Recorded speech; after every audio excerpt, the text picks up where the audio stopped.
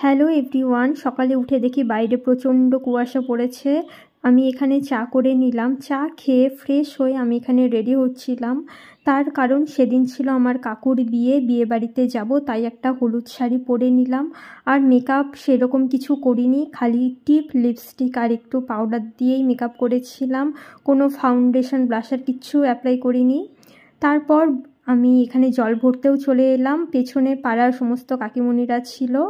তারপর যথারীতি বরযাত্রীর জন্যও রেডি হলাম। বরযাত্রীর জন্য আমি খুবই হালকা মেকআপ করেছিলাম।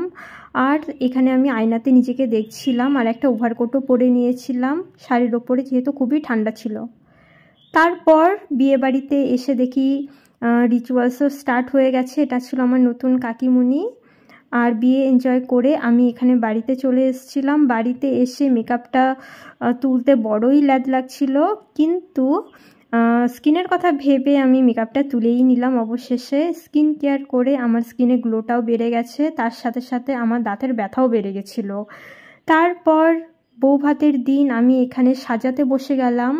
আর ইনি প্রত্যেকবার আমার কাছ থেকে ফ্রিতে মেকআপ করে যায়, তার কারণ ইনি আমার বৌদি, তাই আমি মেকআপ করে দেই। আর এটা আমার দায়িত্ব, বাড়িতে একমাত্র মেকআপ জানা আমিই আছি। আর খুবই হালকা মেকআপ করে দিয়েছিলাম, কোনো ক্রিম্পিং ইউজ করিনি। আর সঙ্গে সঙ্গে আমিও রেডি হয়েছিলাম। আমার রেডি হওয়ার কোনো ভিডিও আমি নিতে পারিনি, তাড়াহুড়োয় ছিলাম। তারপর বৌভাতটাও এনজয় করলাম। ছিল আমার কাকুর বিয়ের পুরো ব্লগটা।